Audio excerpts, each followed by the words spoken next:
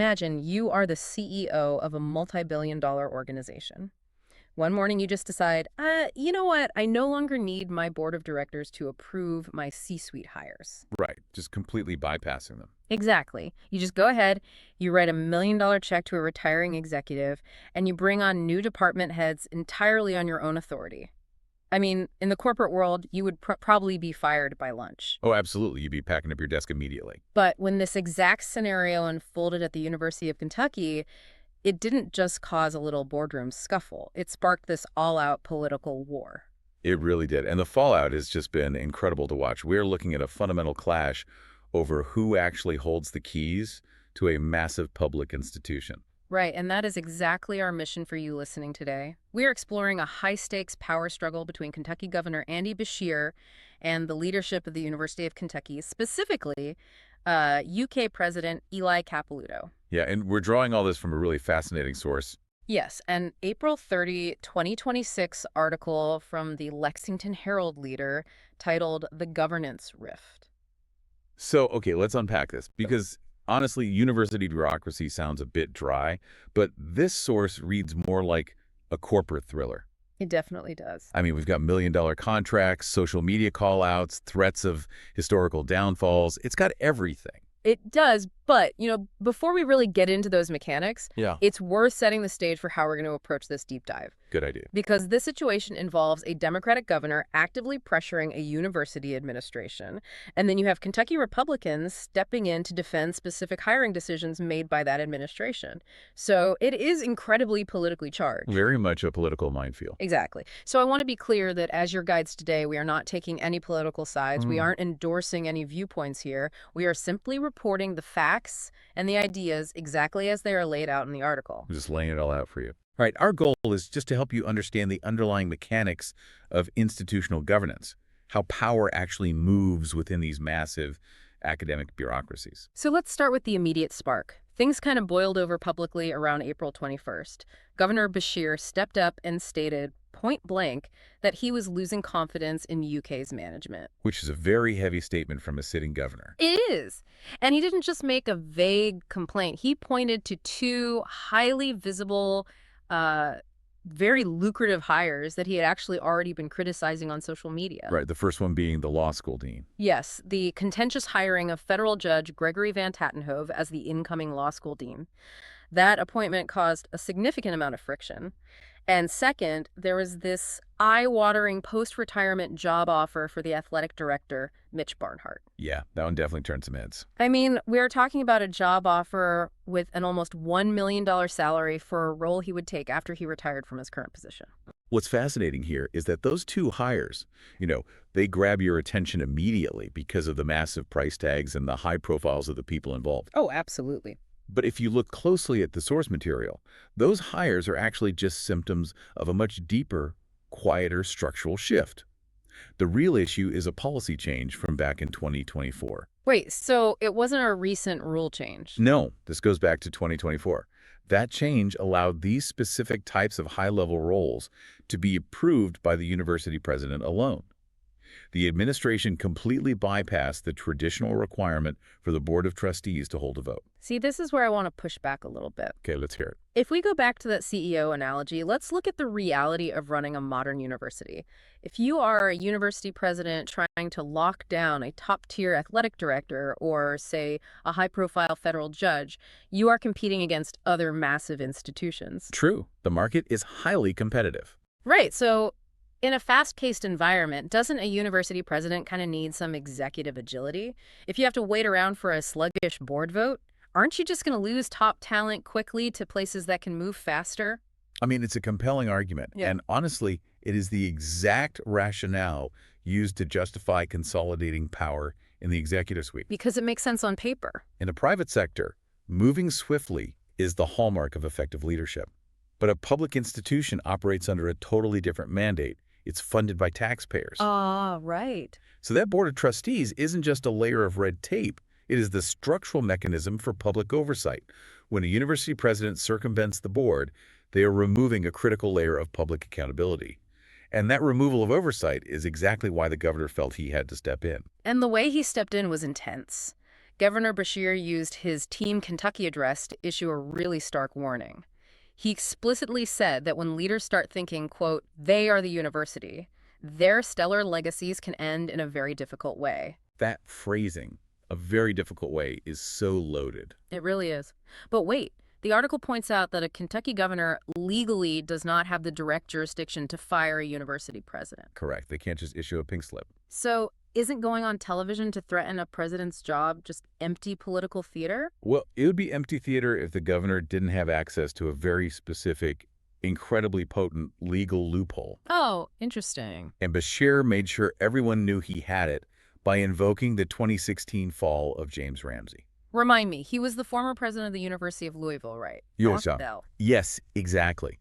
This is one of the most fascinating examples of indirect power. Back in 2016, former Governor Matt Bevin wanted President James Ramsey out. Now, as you noted, the governor can't fire the president directly. So how did he get rid of him?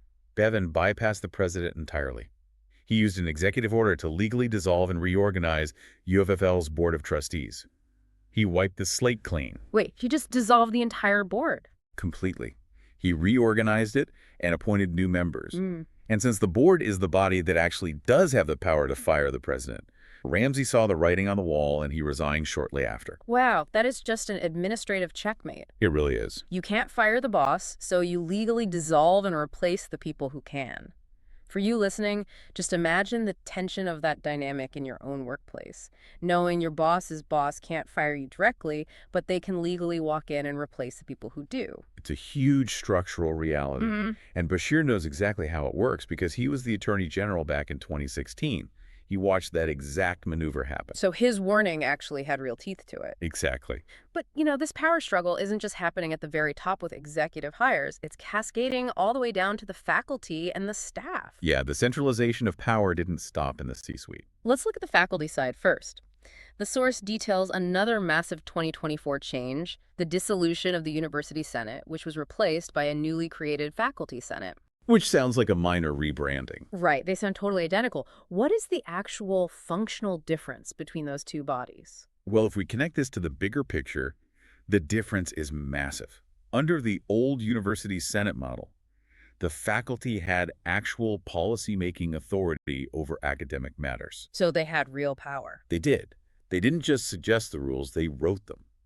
But under the new 2024 rules, this newly installed Faculty Senate has been stripped of that authority. Wait, really? What do they do then? They only have the power to offer recommendations to Provost Robert DePaola. Ah, okay. And the provost is basically the chief academic officer, right? Correct. So the faculty went from being a governing body to basically an advisory committee. Right. They can just be politely ignored by the provost. And Beshear sharply criticized this. He reminded UK leadership that the faculty are the ones providing the education.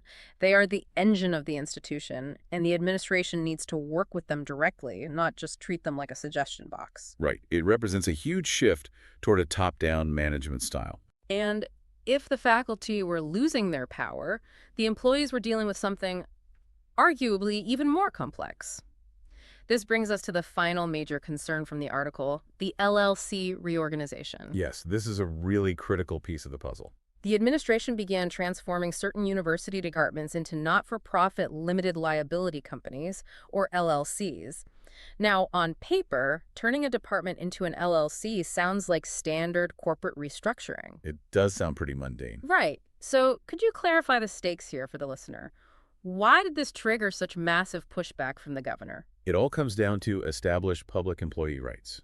When you work for a department inside a public university, you are legally classified as a state employee. Which comes with a lot of protections. Exactly. It guarantees certain public pension benefits, labor protections, and the legal right to unionize. But an LLC is a separate, private, corporate entity. Oh, I see. So according to the governor, this corporate-style restructuring leaves union and public employees in total limbo. There's a very real threat that by transferring these workers into an LLC, the administration could strip them of their state-guaranteed protections. That is a terrifying prospect. You go to sleep as a protected state employee, and you wake up feeling like you've been acquired by a private startup. Right, with your benefits suddenly up in the air. So when you stack all of this together, the million-dollar executive hires bypassing the board, the faculty losing their policymaking power, and the staff potentially being stripped of their public employee rights, it paints a picture of an administration just aggressively centralizing control. And that aggressive centralization is exactly what forced the governor to push back so publicly. Let's talk about the real-time fallout from that public pressure campaign. Because when a governor threatens to pull that administrative checkmate on your board of trustees, things shift very quickly. They definitely do. Although initially there was some resistance. Yeah. As the article notes, Republicans and the university initially held the line. They specifically defended the hiring of Judge Van Tattenhove. But defending one hire is very different from defending a total structural loss of oversight. Right. And once the public scrutiny hit a boiling point, the dominoes started falling. The first major concession was Mitch Barnhart, the athletic director. Yeah, that was a surprising twist. He abruptly decided he would no longer take that almost $1 million post-retirement job. He just walked away from it. He did. But the most tangible result of this rift actually happened just last week, right at the board level. The board blinked. They absolutely blinked. UK's Board of Trustees, the exact body that Governor Beshear implicitly threatened to reorganize, they voted to form a group to review and potentially change those controversial 2024 regulations. The same rules that allowed the president to bypass them. Exactly. They are aiming to return the voting power for these appointments back to the trustees. They realized they needed to reclaim their own authority before the governor stepped in. And the diplomatic response from the university during all this retreat was just fascinating. I have to read the official statement from UK spokesperson Jay Blanton. Oh, it's a masterclass in PR. It really is. Blanton stated that the university appreciates the governor's feedback, they take it seriously, and they are committed to, quote, oversight and openness. It's so smooth. It's such a stark contrast. You have the governor issuing these sharp warnings about legacies ending in a very difficult way, and the university responds with this carefully crafted, perfectly polite diplomacy. They absorb the political punch and use transparency as a shield. It's brilliant. So what does this all mean? We started with a couple of controversial executive hires, but we ended up dissecting the entire operational anatomy of a university. Well, synthesizing all of this, the core takeaway is that this deep dive isn't really just about Kentucky politics. It is a masterclass in the friction between agility and oversight. Right, it's a universal struggle. Exactly. When power is consolidated for the sake of efficiency, it inevitably invites a harsh correction from governing bodies. They're eventually going to wake up and demand their transparency and oversight back. Especially when public money is involved. Precisely. And for you listening, whether you are navigating a corporate hierarchy, a nonprofit, or maybe a university yourself, this dynamic is everywhere. The tug-of-war between swift executive action and committee oversight is a universal dynamic you will definitely encounter. You absolutely will. And honestly, it leaves us with a really lingering final question to mull over. Oh, I love a good final thought. What is it? We've seen today that a university board can be pressured to walk back internal policies when a governor publicly threatens to reorganize them. Using that historical loophole. Yeah. Right. But if political figures can effectively force a university's hand through the board, where exactly is the line between healthy public oversight and the loss of an academic institution's independence? Wow. Are they being kept accountable or are they losing their academic freedom? That is a brilliant question. It's a fine line. It really is, and it's the perfect place to leave our discussion today. A huge thank you to you for joining us on this deep dive. Keep exploring, keep questioning the structures of power around you, and we will see you next time.